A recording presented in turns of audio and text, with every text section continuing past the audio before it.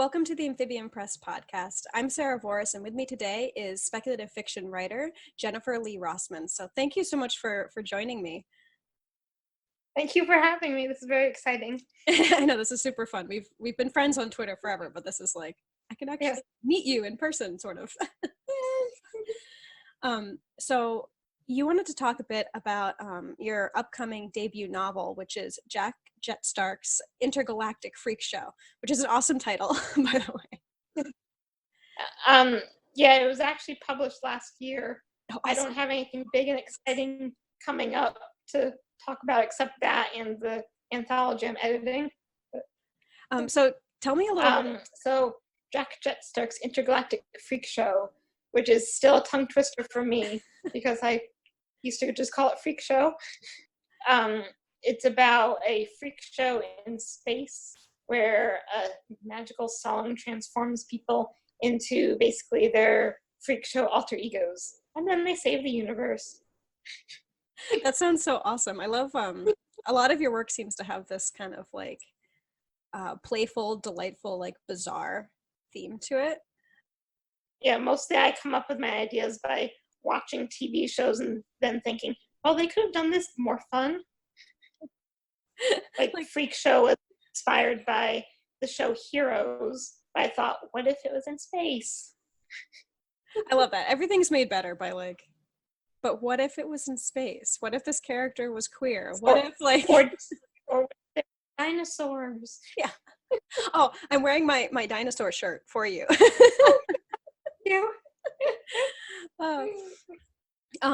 So that sounds like it's super fun. And you're working on editing an anthology. So which one is that? Because like you have so many projects, I'm just in awe. You're busy all the time. Yeah, my friend Brian McNett and I are working on Space Opera Libretti, which is space opera, emphasis on the opera. It's musical themed science fiction with a humorous slant. We've got giant ships that sing, we've got alien divas, a living embodiment of the voodoo priest who is currently a car. That's so fun. Yeah, we're working on that this summer, and hopefully maybe by winter it'll be ready. I know the projects always like get out of hand when it comes to that. So many moving parts. So you said opera. Is there like a playlist or something that you're working on with that too, or is it just inspired by the actual opera? Some of it is inspired by opera. Some of it is has actual songs referenced in it. In my song, one of the sentient ships sings Bohemian Rhapsody. Because of course it does. Of course, that's so awesome. We definitely should get together a playlist. That would be so fun. Like I'm gonna email Brian later. Well, one of the books I've been working on producing, the Aces High Jokers Wild series by O.E. Tierman, they have playlists in the back of every single book, and I just thought that was so fun because like a lot of creatives like us, we're listening to music a lot. It's one of our inspirations. Yeah, it's great. Jetstark's Intergalactic Freak Show was based on the song American Pie. Ah, I love that. Yeah, I had a basic idea for like freak show in space, and the music changes them. Then it's like, okay, that's chapter 1. Now what? And then I heard the song American Pie, and it's like the day the music died. What if the music stops one day? What happens? Yeah. And then I might have like stolen my main character's name from Jack Flash's Head on the Candlestick. His last name, Jetstark, is based on 2 James Dean character names because the coat he borrowed from James Dean. I definitely thank Don McLean first in the acknowledgements. That's important, right? I'm a nerd. No, that's like the best kind of sci-fi is like combining all of these super fun little songs. If you know Esperanto, some of my ship names are jokes about Rolling Stones songs. That's like a zillion Easter eggs. I'm gonna have to like write them all down, see if I can find them. There's a planet that is named Vespi 314, or it's a moon, Vespi is named after Amerigo Vespucci, who Americo is named after. 314 is pi, so the moon basically named American Pie. Oh my God. You put so much thought into that. Like, I put too you're much right. thought. I don't know if too much is the right word. Well, every time I was stuck on the plot, I accidentally heard the song American Pie. Like, I didn't seek it out, it found me. And it became a joke where every time something important happened in my novel's life, that song would play. So the day my editor sent me the final edits, I didn't hear any songs that day because I didn't listen to the radio. But the next day I told my mom, hey, you know what song's going to be on today? It wasn't today, it was next. The very next song on the radio. Oh my God. See, it's like fated. It's a sign. So you use dictation to write a lot of your work. Yeah. And so like my wrists and hands hurt a lot because of my own disability, and a lot of people have been telling me like, oh, you should try dictation, and it's something I'm trying to wrap my brain around. It's not exactly the way my brain works as me neither. But like, tell me a little bit about that process, because a lot of people say it's really fast and it's really easy, but whenever I've tried it, it seems like a nightmare. So how do you get it to work? It's a fast and easy nightmare. Okay. So everyone's right. Okay. Maybe there's better software, but right now I just open Google Docs on my phone and click on the microphone. And then I have to talk slower and more clearly than I want to because it does not understand me well. I love all of your little Twitter threads of like, yeah, today in Missouri. Yeah. Those are great. Like the plural of goose is Keith, apparently. Who knew? Someone call Merriam-Webster. Yeah. And then I got my aunt to do that too, and she's like, I'm dictating my phone, geese, geese, geese. And it's saying Keith, unless you say Canadian geese. But sometimes it still says Canadian Keith. It's a different brand of Keith than your average Keith, apparently. And then there's another character who keeps coming up in my stories that I don't put in them. Terry, as in document Terry, and common Terry. See, these are just characters that are meant to be in your books or your stories, but you don't know yet. Yeah. The word commentary ended up being Tom and Terry. So I think they're dating.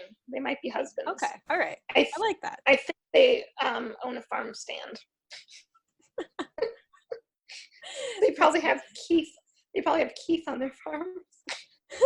He's their ranch hand.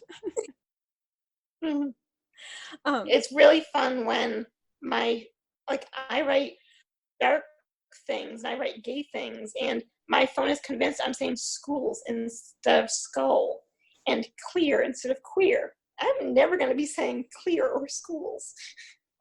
It's censorship, right? I think we're noticing Google has a political tilt to it now. It's trying to censor. It is literally trying to erase queer people. It's making us clear. Just transparent. That way we can just look right through you easier. Oh man. So then when you're in Google Docs, do you have to do a lot of like, I mean, obviously you have to fix all those typos, but is there a way that you can like format things easier that way, like through dictation? Or is it? I can say like, I'm writing a sentence, period, new line, question mark. But sometimes question mark turns into the words and Mark. I don't know who Mark is either. He's Terry's friend. Maybe it's the people who are like eavesdropping on all of our conversations via our phones. That's who these people are. They're trying to give you a hint. So recently you moved into a group home, and that's really like changed your life, it seems like, for the better. Has it changed your writing at all? It's harder for me to write now because my whole situation is different. I don't have the same wheelchair I had. I'm not, I spent a month at a nursing home basically doing nothing, so my joints are worse, which is why I'm dictating. But it's giving me more inspiration for things. I'm also writing a book called Chairwolves about disabled werewolves.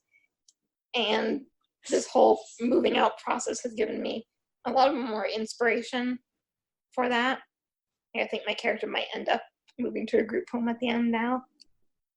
Well, and I imagine too, like as you're able to be a little bit more open and be a little bit more yourself, you know, I've found the more in touch I get with who I actually am, my characters improve and my writing improves from that. Yeah, I've gotten a few stories since I've moved here that I've edited since I've been here, Mhm. and I didn't write them here. I wrote them back at home, but I wrote them at home knowing I was moving out soon. And it's like all my characters now are like, "Uh, I'm empowered." That's awesome. I They're mean, finding themselves too. and I hope too that people, yeah, right. Well, I mean, they're going to be inspired as, you know, as well, for sure. Um, so you're sort of at the intersection, like a lot of us, of a lot of different marginalizations, you know, being queer, being neurodivergent, being disabled. And a lot of times when I have folks who are marginalized in some way on the podcast, I always ask, when was the first time you saw yourself in someone else's character, someone else's writing? Because a lot of times, you know, for us, it's a little bit later than than some folks. So do you remember that exact time? Mm, Probably one of the first characters that seemed like the way I think was Dory from Finding Nemo, Oh, because she's confused easily and she's thinks she's in people's way, but she's still happy. I've never seen a character who's all of me. Like there's disabled queer characters or autistic characters, but they're not all together. not until you write them, right? Yeah.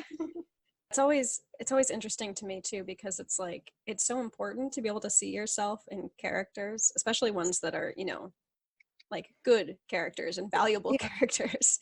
And it's just so important, and it's always fascinating when it's like, oh, I didn't see that character until I was, you know, like 12 or 20 or 50, and it's just so important for us to see those people younger. Yeah. I mean, I make it a point now not to write any characters who aren't like me in some way, because there's other people out there who want characters like me and like them, and they deserve to get them, Mhm. For sure. and they deserve to be able to see themselves saving the world and not changing who they are to do it. Like it doesn't cure the Exactly. autism; it's working around it. Mhm. Because it, you know, it doesn't need to be cured. I love in your frequently asked questions on your website how you have that question of like, what's wrong with you? And it's like, nothing. What's wrong with you? I just like, I need that on a t-shirt. Like, just so frustrating when people ask questions like that. It's like, excuse you? So something that you and I have in common is the Love and Bubbles anthology. And I just wanted to talk Yes, a you're little one bit. of my writer babies. Yes, I have it right here so we can show people. So it's a collection of mostly queer underwater romance. And your story in it is Shallows, but you also co-edited it. So tell me a little bit about where you and Jaylee James got the inspiration for Love and Bubbles. Well, Jaylee already had the idea. Um, I don't know where they got it, but um, when they asked me to come on, I it was because I was kind of like being annoying, like, hey, how do you edit anthologies? Do you want to, you know, like give me tips? Like, do you want to edit it with me? Yes. I've never wanted anything more. At first, my duties were like doing spreadsheets and just little like collect the information from the authors. Then as we go along, it was more like, hey, do you want to edit this story? Do you want to like take over this story? And basically just if you and the author agree, like just check with me. But like, ooh, this is so much responsibility. Well, that's awesome too, and Jaylee's such an amazing person to work with, because we met through Vitality magazine when Vitality was still up, Mm-hmm. and I've just been like fascinated ever since. So Oh yeah, Jaylee's awesome. Yeah. So tell me a little bit about your story Shallows, because I just love it so much. So my story, everyone thinks I've made this up, but dolphin shapeshifters.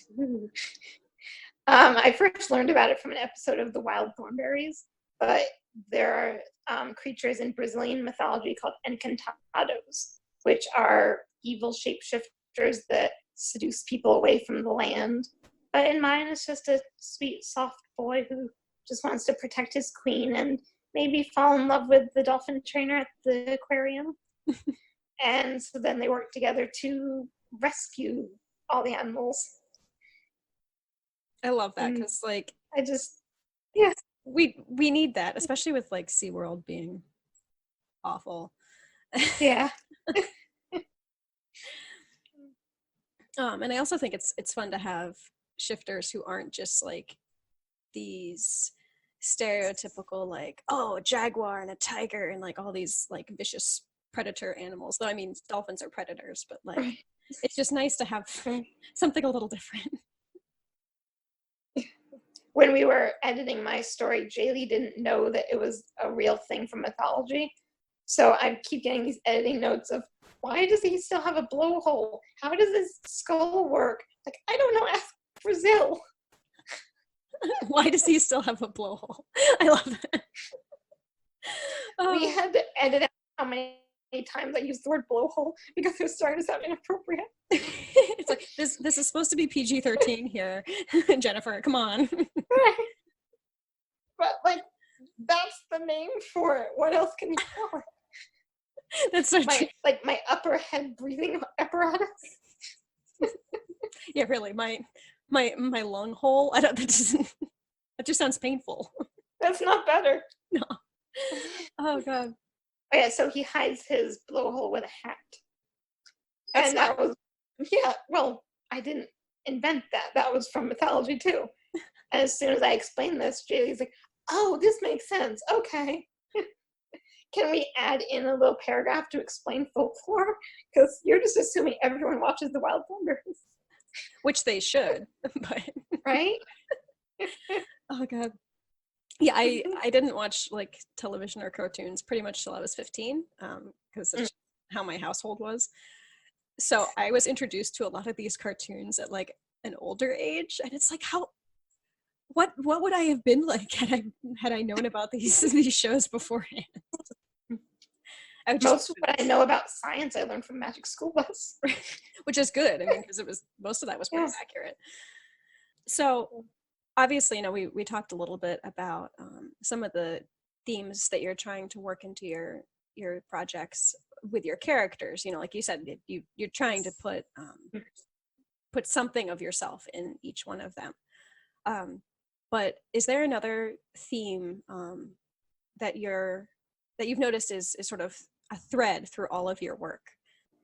Nerd references, just like people who aren't important becoming important, even if it's just in their own eyes. Like they might not change the world, but they figure out that they're kind of awesome.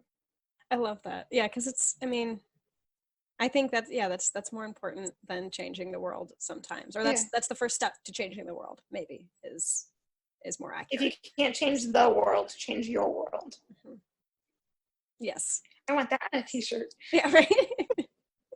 let's just start a T-shirt company, right? Yay! Oh, I had another idea for queer people with scoliosis. I'm as straight as my spine. That's fantastic. I was at work during Pride Month, of course, and we're trying to put in a straight line of test bits for archaeology, and my boss is like, "Can you make the line straighter?" I couldn't help myself. I'm like, "It's Pride Month. Now is not the time to ask us anything that's straight." One of my favorite nurses at the group home keeps trying to like adjust me in my seat. And she says, "I just want to make you straight, Jen." And I said, "I don't appreciate that." You're erasing me. Oh God. We giggle a lot here whenever anyone uses the word straight. That's so fantastic too, because like I feel like a lot of places especially where there's medical care, I've noticed has sometimes religious overtones. And because of that, depending on what it is, it can be a little stifling. Yeah, I'm really lucky that I haven't experienced that at all. Yeah, that's so awesome. Like, that's like, you need to feel comfortable at home. Where can folks find you and your work online if they want to learn more? You can follow me on Twitter at Jen L. Rossman, JenLRossman, or jenniferleerossman.blogspot.com, which I sometimes remember to update. That's the hardest part. I'll be sure to put the links to all of those below. And do you have any other upcoming projects that you want to do a shout out to real quick? I'm in Nothing Without Us, which is a disabled an anthology about disabled and mentally ill characters, put together by Kat Gordon and Talia Johnson. And my character is Autism in the Old West, defeating a skinwalker. Because the ways to defeat a skinwalker: look it in the eyes and say its name. Young me could not have done that, because I hated saying names and looking people in the eye. So how would I defeat a skinwalker? Hilarity ensues. Violence and hilarity. Yeah. Well, I guess, I mean, you can't really defeat monsters and skinwalkers and such without a little bit of violence, maybe. Yeah. Well, that's definitely so fantastic. You're just like, you're so prolific. I'm amazed. You have so many stories out. It's just incredible. It amazes me too. People, do you want to buy this? Really? Yes. Every time you tweet a new project. I got paid for writing the words do I have a hammer at one point. That story isn't out yet. That's in Rosalind's Siblings. I don't know when that's coming out. I don't have a list of all my stuff. Well, yeah, definitely for our listeners, be sure to check out her website, because there's just an incredible wealth of amazing stories, and they all are just so cool and so original, and just, yeah. But I think that's about our time now.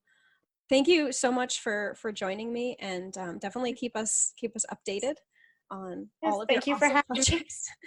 This has been the Amphibian Press podcast. I'm Sarah Forrest, and with me today was Jennifer Lee Rossman, an awesome speculative fiction writer. And thank you so much for listening.